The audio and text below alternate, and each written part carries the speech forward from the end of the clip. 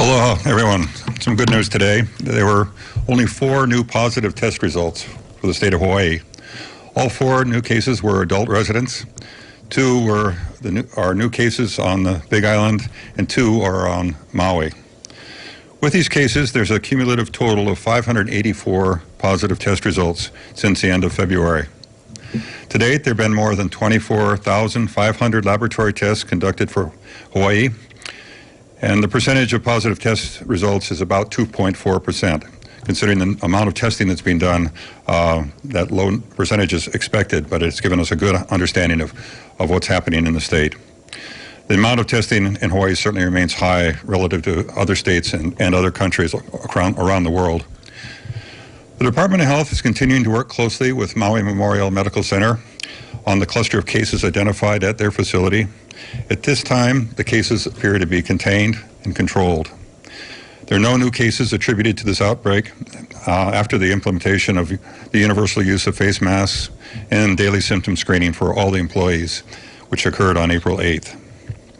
A total of 42 people, 27 staff, and 15 patients have been under investigation as potentially associated with this cluster. This outbreak appears to be the result of a single individual who went to work while ill, who infected others, and of course, even some patients. We continue to urge people to stay at home if you're sick.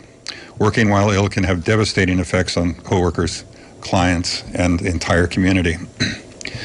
The active investigation of a cluster of cases associated with the 3 McDonald's food establishments in Kona is also continuing. There we have a total of 30 positive cases associated with this outbreak. This includes 18 employees and 12 household members, all of whom are in isolation and quarantine. The investigation is ongoing, but so far we haven't found any customers to be impacted.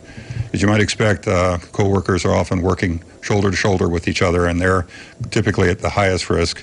And of course, household members, particularly when crowding situations exist, are also at high risk. This outbreak can be attributed to someone going to work while sick and not carefully isolating themselves at home to prevent other family members from becoming ill. It's critically important that people who are sick stay home.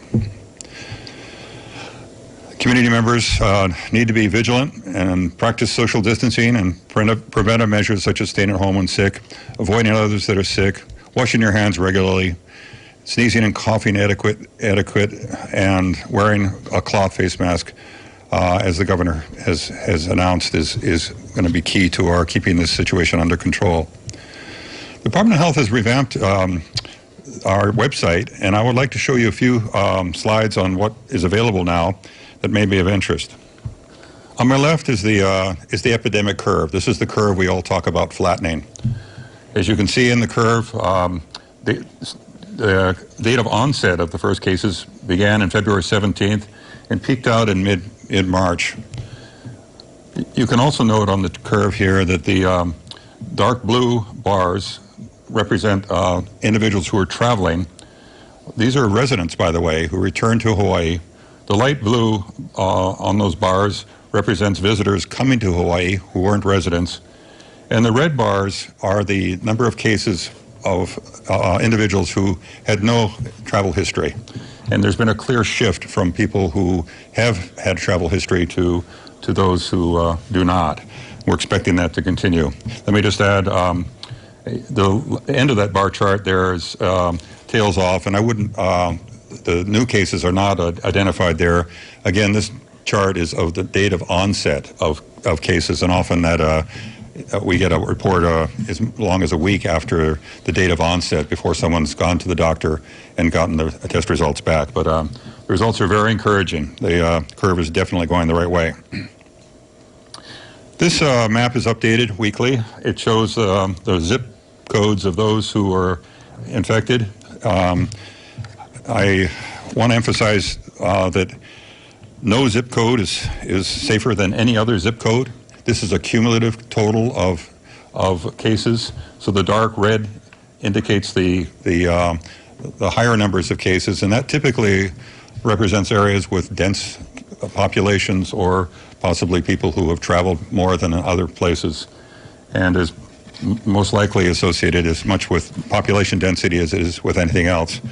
Again, there's no reason to think that someone living in a zip code without a case is at any less risk than others, but it does give you an indication of the widespread nature of this problem historically.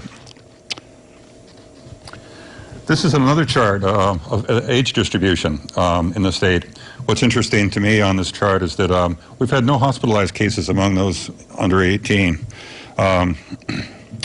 0 to 19 years of age, and the lowest number of cases in that group. On the other hand, when we look at the age groups 60 and over, we do see a large number of hospitalized cases.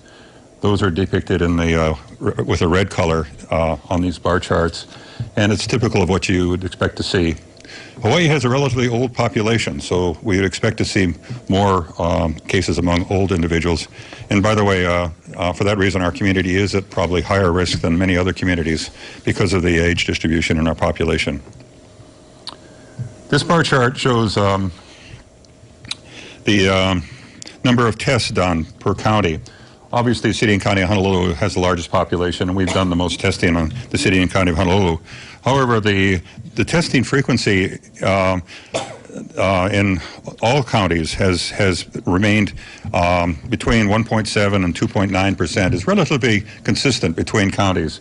So we're not missing things here. We're consistently looking at the disease in all counties. This slide depicts the number of tests being done across the state since the beginning of the testing that was available. The state is doing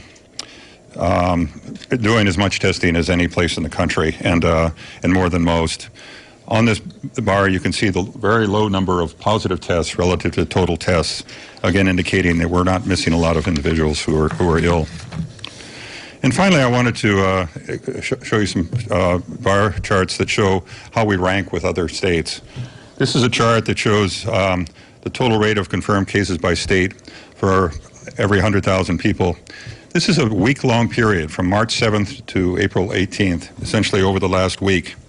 And as you can see here, Hawaii has the lowest number of cases per 100,000 people of any state in the country. This is a chart, looks the same, but this is actually a chart showing the total number of deaths per 100,000 population. Over this 1 week period, we also had the lowest number of deaths per 100,000 population of any state in the United States. So I think we all have a lot to be proud of in terms of how we've kept this disease under control. We're certainly doing as well or better than any other state in this regard, and we need to keep it that way. The two clusters of cases we saw over the last few weeks at Maui Memorial and in Kona only indicate the potential vulnerability we have and the potential for us to see increased numbers of cases very rapidly, where we would need to respond quickly. And I'm very pleased that our staff were able to get on those cases, identify contacts, do all the contact tracing that was necessary, and all those individuals who were cases or close contacts are now being isolated, and hopefully we have those situations under control. If you take out those cases, you can see that we have a very low number of cases overall. That's because of all the efforts that have been made among all of you to help control this problem here in Hawaii. That's the end of my report.